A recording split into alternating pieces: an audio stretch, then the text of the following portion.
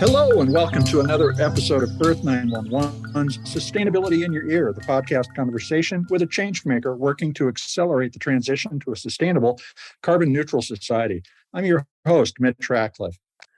Of course, we all know that CO2 emissions tracking and reduction is the biggest challenge facing the 21st century economy.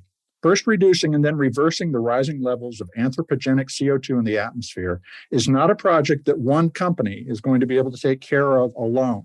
But it is a collaboration that will transform economies, making them more efficient and profitable in the long run. After companies, regulatory agencies, and citizens find a shared language for talking about the problem.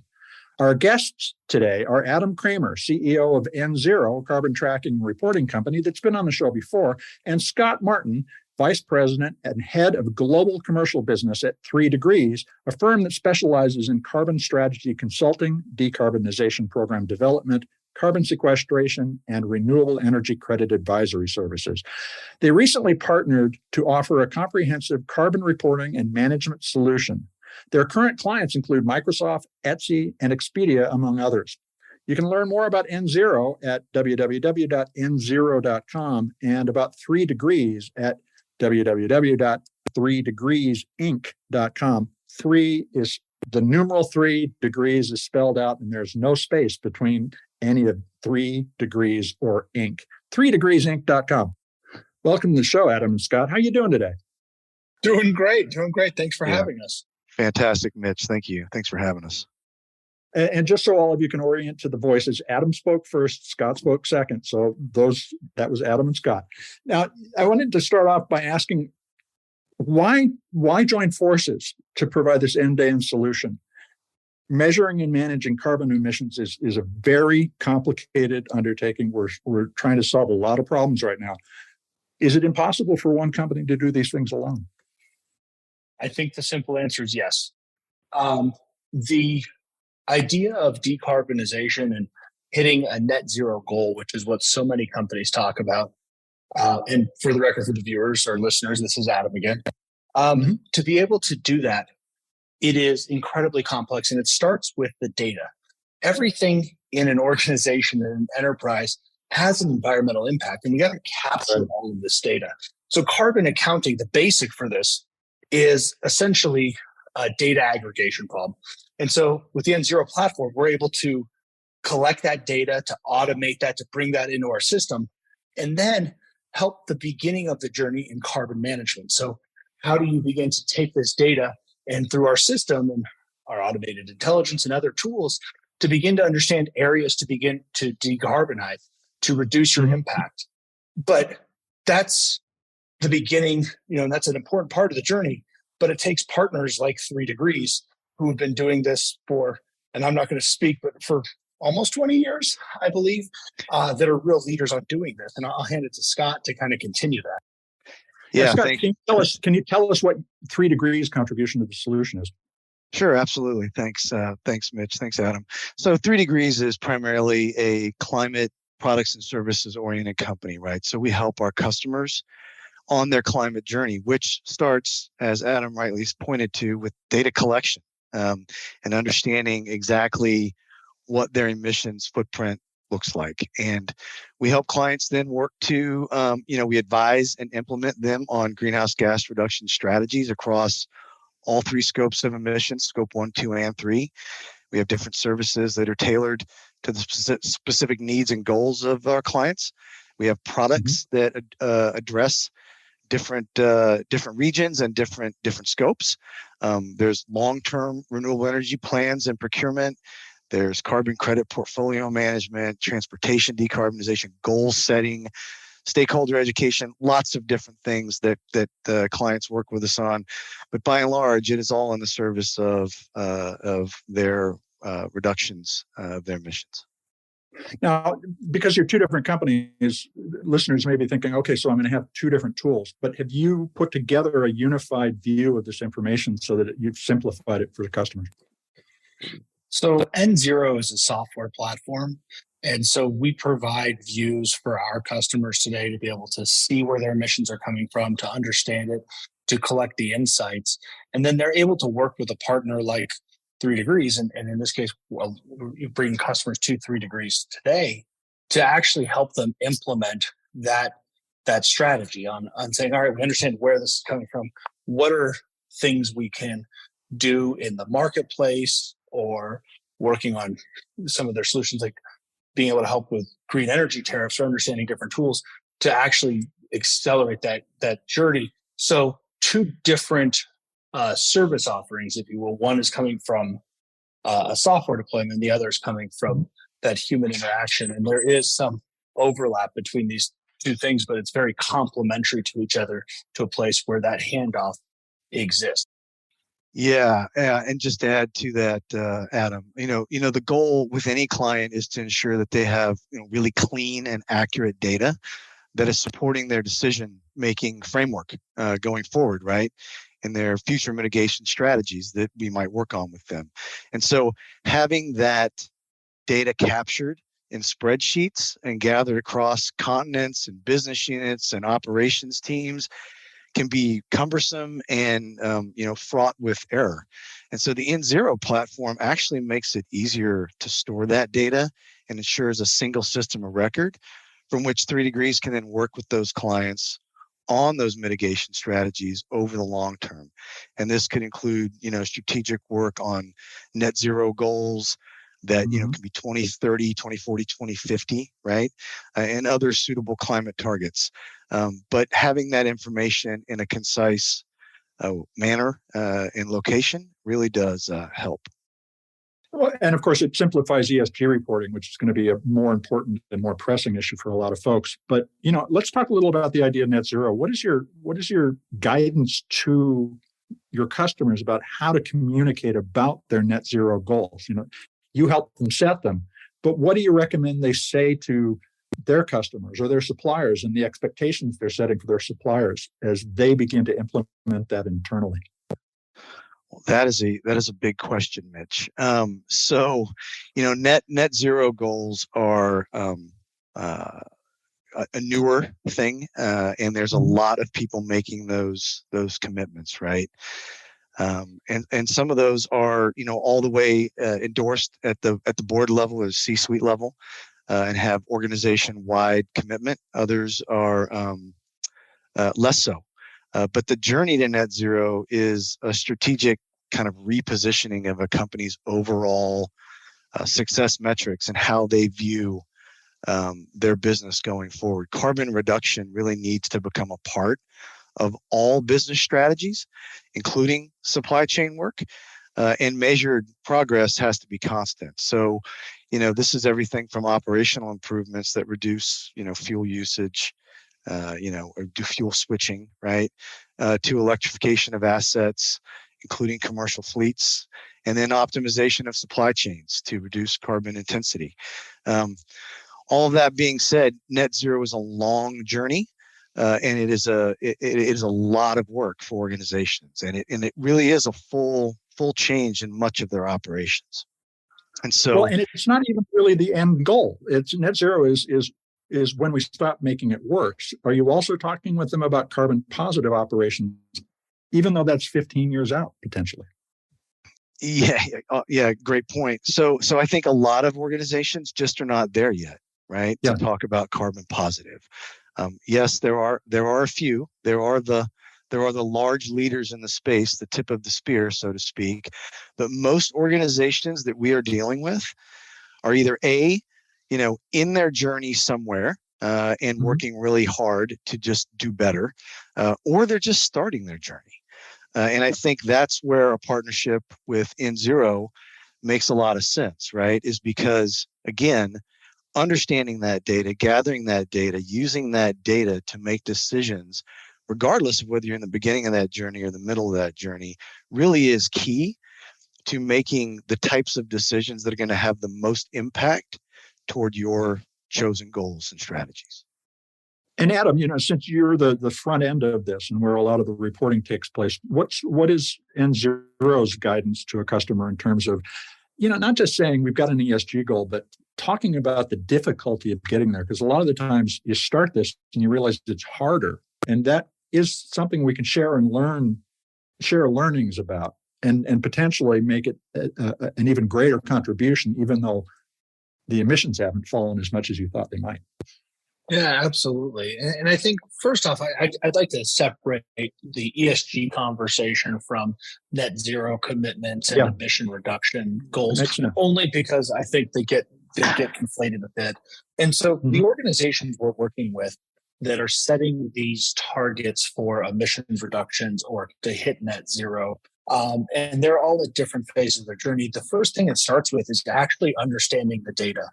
Over the last few years, there was a number of companies who came out, and I commend everybody who has made commitments to reduce environmental impact, because that is truly the first step, right? Is a public commitment to do so.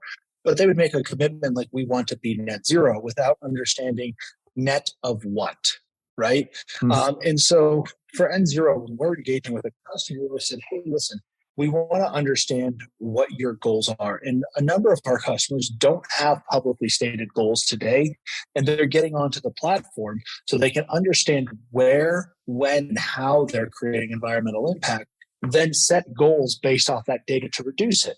We also have other customers who are further along on the journey, have set these commitments and made these goals, but want to make sure that, one, they're on target for them, and two, if they need to do a restatement of that or to clarify as better data has become available, that they're able to do so. An example of that, and one of the differentiating features of the nZero platform, is looking at electricity usage.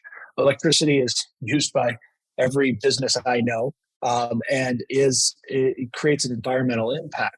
And the way that businesses have previously been looking at this is they take a data set from the federal government in the US or from the European Commission in the EU that is generally 18 to 24 months old. And it says, hey, here's the average of your emissions, and we multiply it by your total usage. Here's what's going on. What nZero is saying is, let's look at the actual carbon intensity of the electric grid. For every hour you're consuming electricity, what is the carbon intensity of that grid? And understanding that not only helps you understand what your total impact is, but allows you to make decisions beyond just capital investment into another solar project, which is great, or a capital investment into vehicle fleet electrification, which is great. And all of those are part of the solution. But part of the solution also can be operational in deciding, when do you want to shift certain practices?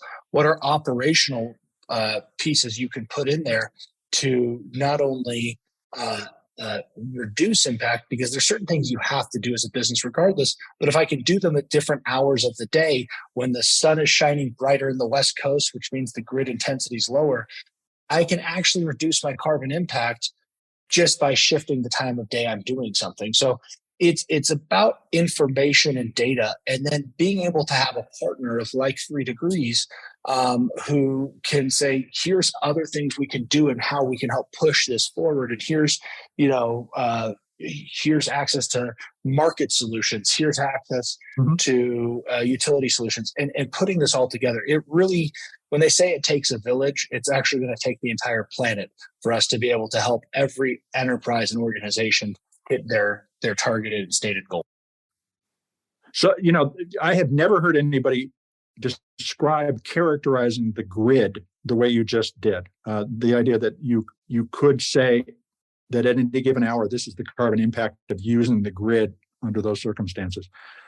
That's a much more granular way to count this. So kudos. Are you considering making that information something that could be tapped by anybody who might be interested in building an application on top of that data set? Yeah. Today, our focus is on supporting customers natively through our platform, or supporting customers of our partners.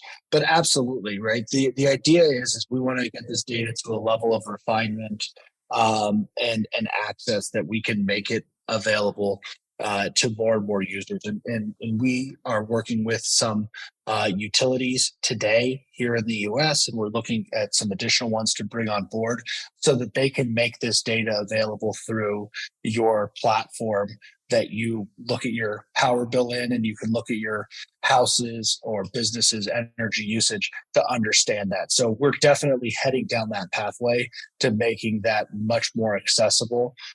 Because listen, we are running a business. We do Sure. Want to make money, but we also want to help the planet, as our name, nZero, net zero, hit net zero goals as fast as possible. And then, as you alluded to earlier, accelerate towards carbon positive. Now, once you've started to count, and I think the advice to not declare goals until you've started to count is very well taken. Scott, what is 3Degrees' basic thesis about how to build a path to to carbon neutrality? Excuse me. What do you recommend in terms of the right mix of projects, or is it completely based on the situation of the client?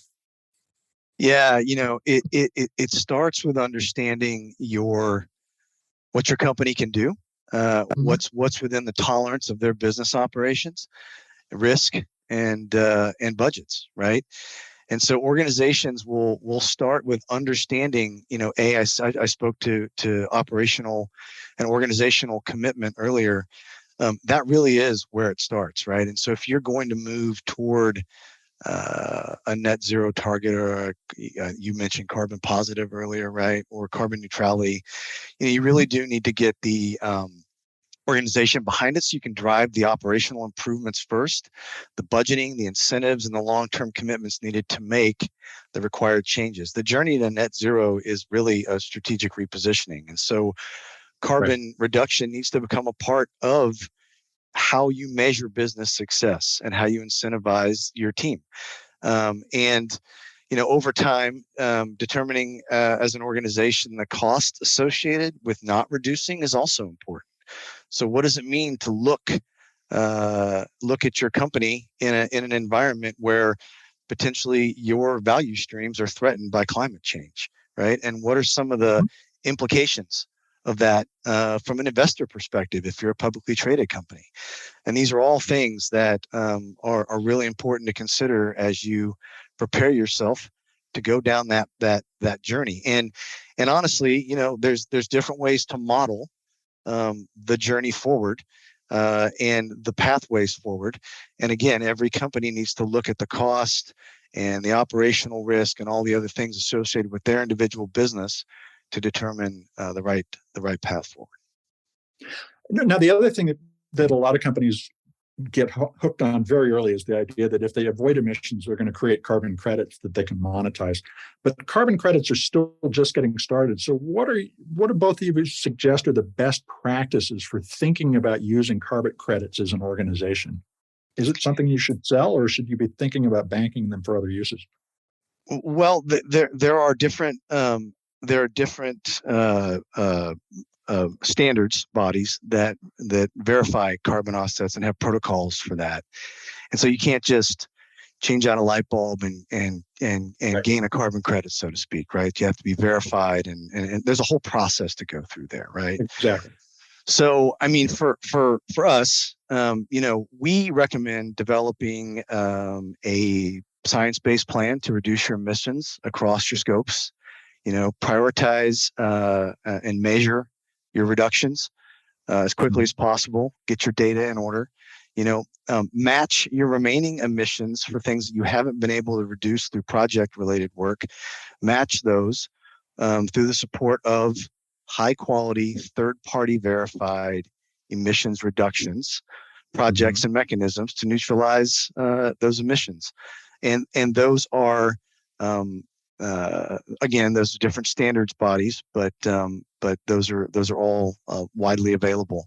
And then revisit and refine your greenhouse gas inventory and emissions boundaries consistently over time to make sure you are capturing all of your emissions, and have a long-term strategic plan, right? Procure through, again, the carbon standards bodies, projects that are within those verification processes, and where possible, conduct project level due diligence. And so that's some of the things that we do for customers as well. We do that due diligence work for them so they don't have to. Carbon markets can be extremely not transparent, especially once you get outside those third-party verified project types and get outside of those standards bodies. And so finally, choose projects that map to the core values of your business, support social and environmental co-benefits that align with other corporate ESG initiatives that you may have in place at your organization.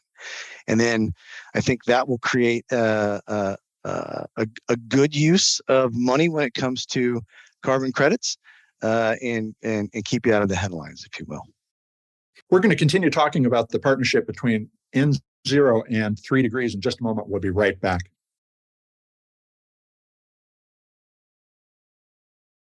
We're back to continue the conversation with Adam Kramer, CEO of nZero, and Scott Martin, Vice President and Head of Global Commercial Business at 3Degrees. Now, one of the things that a lot of folks write us about is what are the jobs that are going to emerge out of using tools like you guys provide? Tell us about who uses this tool set. We hear about the Chief Sustainability Officer, but what are the other roles that companies should be thinking about filling in, hiring people to fill? Yeah, Mitch, what I think is so exciting right now in the space is that a decade ago, 5 years ago, the idea of a company going on a sustainability journey was the responsibility of the chief sustainability officer if a company had one, or it was the responsibility of whoever was left sitting at the table and was assigned the role. Today, what we're seeing is that the idea of sustainability, and this gets to the point of the conversation, is that sustainability is the responsibility of everybody in the organization. And it starts with them being empowered and having the data to be able to understand how the decisions they make in their jobs affect this. And it's everything from fleet managers to operators to sustainability officers to finance functionality to the board of directors.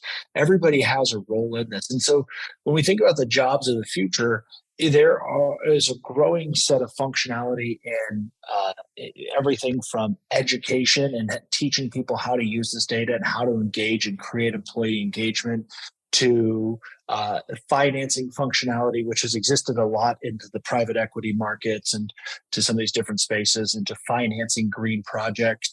You're seeing tax specialists who are emerging that specialize in the green financing and green equity space, even following the recent passage of the Inflation Reduction Act, which opened up a lot of tax credits that individual businesses can tap into for decarbonization efforts in a way that they haven't been able to before, all the way to how you tap into the strategy. So it's as much about new jobs emerging as the jobs that we think of that are more traditional in industry, adding in this responsibility and this support role for sustainability.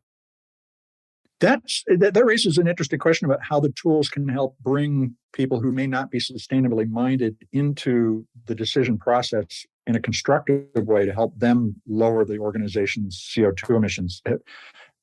Are you also thinking about ways of building educational capabilities into the platform? Absolutely. That is something that we view in our product roadmap. And more importantly, today we're already working with our primary points of contact at an organization, whether that be out of the CFO's office or the chief sustainability officer, on how to take this data and talk about it with team members to create that engagement. Now, Scott, earlier in the conversation, you said, let's separate carbon credits from ESG reporting or carbon tracking from ESG reporting. And it was the right thing to say, but there is a lot of debate about ESG right now.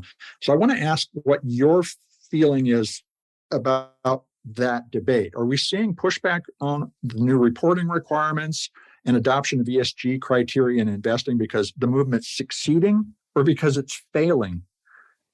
Actually, Adam said that, but I will comment on it and then let Adam say it too, or comment on it as well. Yeah, no, no, we are not seeing a lot of pushback. I mean, depending on the articles that you read in the space, there is some pushback. But on our side, it's an ever increasing area. In fact, we help clients do reporting prep work. So making sure that they're in a place where they can report. We are not a reporting group ourselves. And there's a lot of platforms out there that focus on this type of thing as well. I believe that the reporting requirements will increase. To what level? I mean, there's the decision is still out with the SEC here in the United States, but Europe is certainly moving forward in many ways. And so, depending on your organization where you operate, is really going to dictate the amount of reporting you're going to have to do. But I'm sure Adam has a lot more to comment here. I think you did a really nice job addressing this, but I think that, the only thing I would add is there is so many organizations that care about their climate commitment, regardless about debate, that tends to be political, that they're moving forward either way in this space to decarbonize and make this happen. And the market has spoken. So I think to answer your question, it's a result of the fact that it has been successful. And, the numbers that I've read is that to hit net zero by 2050, the capital markets need to deploy globally $3.5 to $4 trillion a year onto decarbonization and decarbonization practices. And so the markets are already there. They're already deploying capital. They're already moving. They're already invested in this. Companies are already moving. They're already invested in this.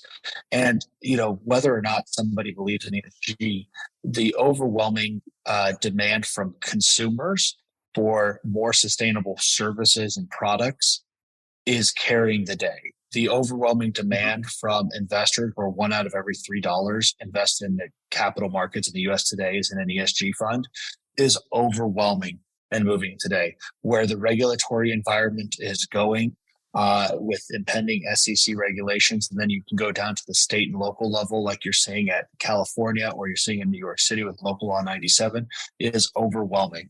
And the tailwinds behind these are so strong that a debate over whether or not ESG is the right investment function is so tangential to the conversation that we're having here today about, companies who are moving forward to decarbonize. Thanks. That's, hearing both of you say that, it's encouraging. We see a lot of pushback, particularly political pushback, which I do think reflects fear about success rather than fear that we're failing. The other big challenge that we hear from everybody that we interview is, we can get a pretty good handle on our scope 1 and 2 emissions, but scope 3 is almost a complete mystery to us. How are you two getting together a solution to understand scope 3 emissions, and what do we need to do to make significant changes to the visibility that a company can have about its up and downstream partners? I'll start on this. I think as it relates to scope 3 emissions, the thing that's making it the hardest is the lack of information. So for those who aren't familiar, the way that a lot of scope 3 emissions are calculated is using a spend-based analysis. So if I spent X amount of money on airline tickets, there's a standard accepted practice that would create X amount of emissions, right? A very generic swag, if you will, at this. Whereas the tools exist, and there's companies, you can do a Google search today for airfare, and you can look at, based off of the aircraft type, the location where it's taking off and where it's landing, where we can build a more customized emission factor for that flight, and based off whether you bought a first class seat or a coach seat. And that's an example of something moving forward. There's a number of private sector companies, other private sector companies like Apple, who publishes their emission factors for iPhones and to what goes into making it. When you purchase, that purchased good becomes a scope 3 emission. And what we're seeing in the market as a whole is more and more companies in the manufacturing and services area starting to say they want to publish emissions factors for their products or services, and to create more data transparency in moving this forward. And that pressure is there's pressure being applied, I should say, from the people they're selling that to. It goes back to that consumer demand that is driving this as much as anything, whether it's a B2B environment or a B2C environment, that is driving this desire for data. The UK, as a perfect example, is starting to do the equivalent of nutrition labels, the carbon labels on certain retail products in grocery stores, right? So the data is becoming more transparent and more available. And the speed at which this has accelerated over the last 24 months has been astonishing. Do we need a public repository of that kind of information? Because your example of Apple's disclosing iPhone footprints is dead on. But I've worked with technology companies who, despite the fact they design a product to, say, for instance, earn a Energy Star rating, don't bother to characterize or do an LCA until maybe 6 months after the product launches. And it seems like we need a practice of populating scope 1 and 2 clearly and propagating it so that scope 3 can be easily extrapolated from using those products. I agree. I just wanted to let's see if Scott wanted to jump in here.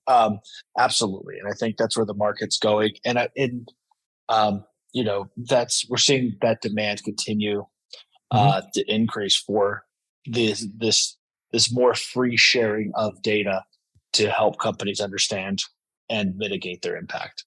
Yeah, I was just going to jump in and add that, part of the problem is companies understanding what scope 3 emissions really look like for them. Right. And what they can access in terms of data and information. And so, for example, if you're using a contract manufacturer that does soccer balls in the morning and T-shirts in the afternoon, and it's going to be hard to gather your data from that supplier, right? And these networks are vast. These supply networks are vast, and it's not just supply; it's also corporate travel and other things, right? But first of all, educating the companies on the many sources of their scope 3 emissions, and then stepping them through data collection approaches and emissions quantification models, including economic input and output, life cycle assessments. You mentioned LCAs a minute ago, and supplier-specific direct emissions data gathering.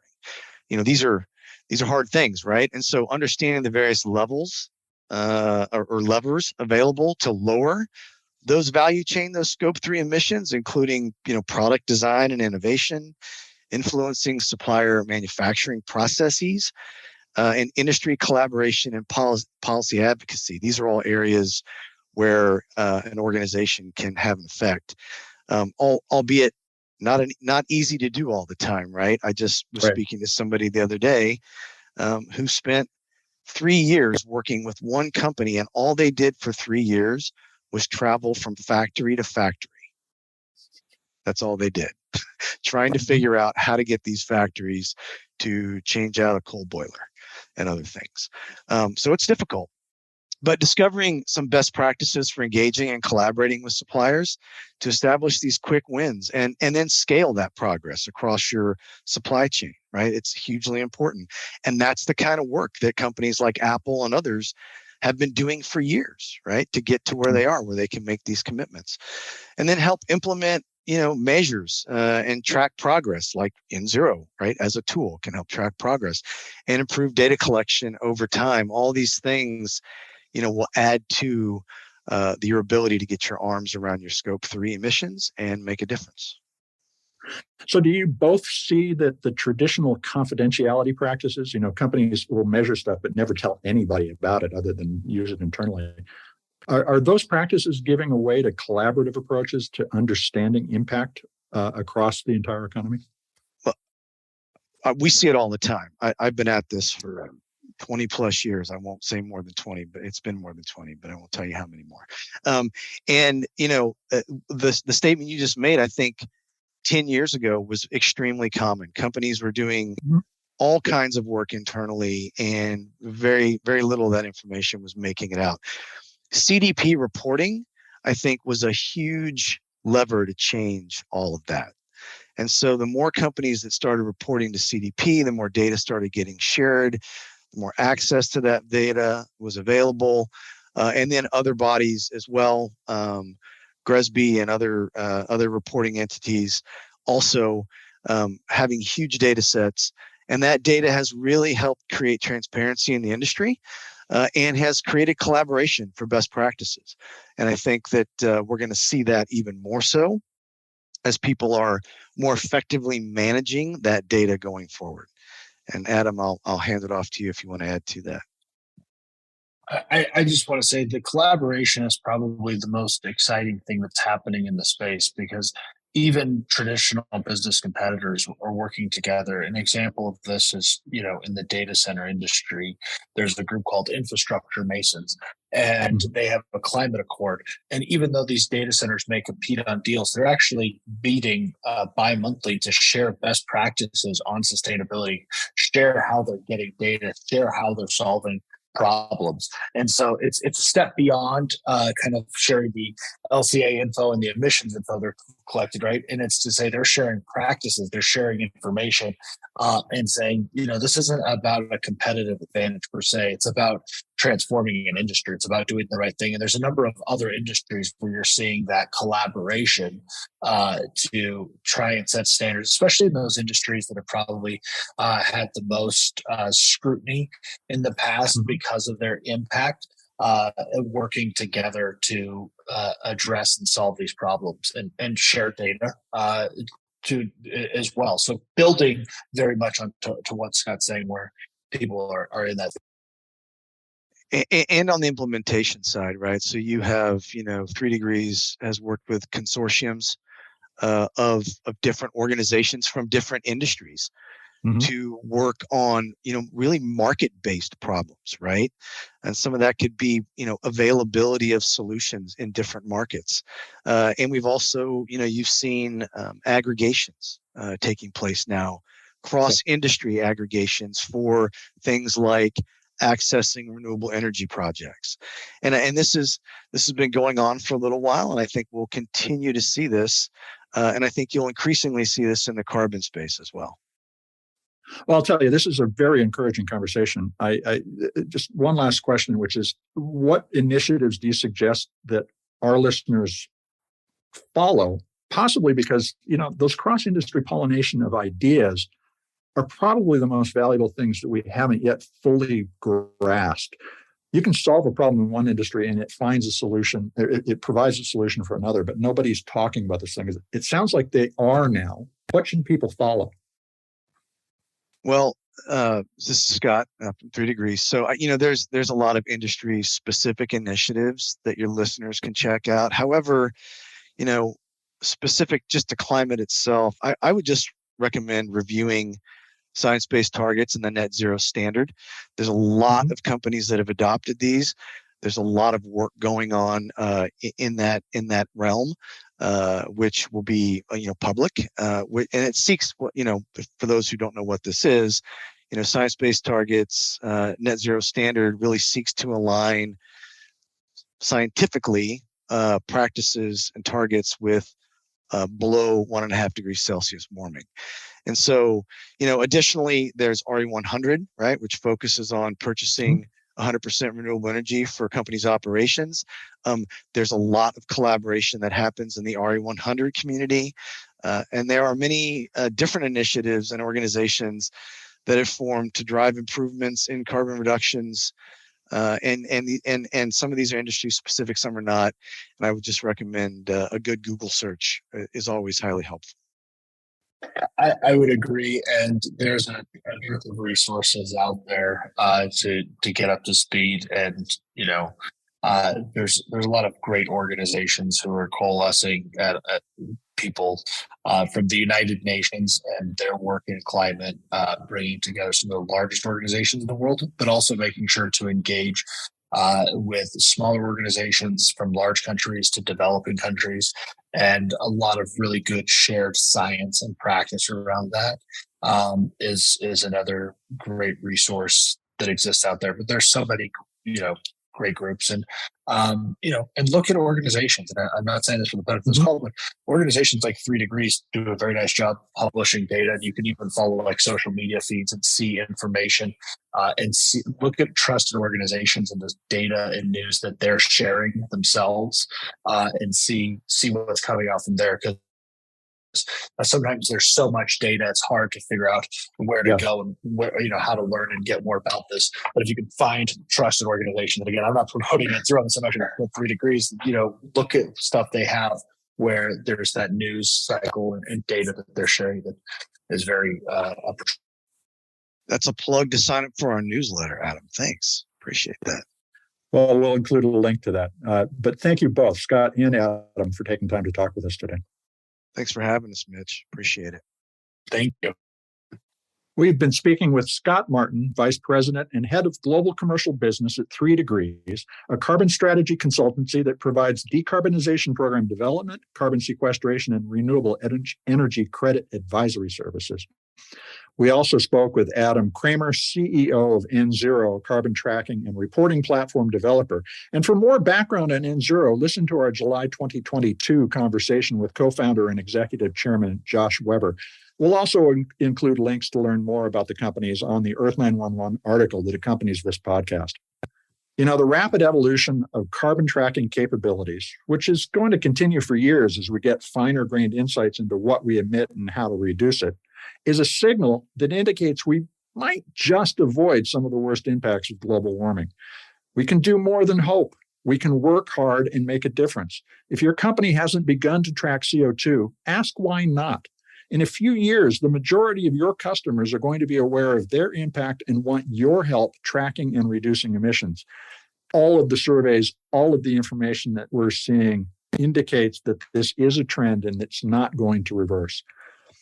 I hope you take a few minutes to share this show and all the rest that we've done, more than 340 now, with your friends, family, neighbors, and coworkers. You all are the amplifier that spreads the ideas we collect here on Sustainability in Your Ear. So please let folks know they can find the show on Apple Podcasts, Spotify, iHeartRadio, Audible, and all the other fine purveyors of podcast goodness. I will deeply appreciate your support. I'm Mitch Ratcliffe. We're going to be back with another innovator interview soon. In the meantime, folks, take care of yourself, take care of one another, and let's all take care of this beautiful planet. Have a green day.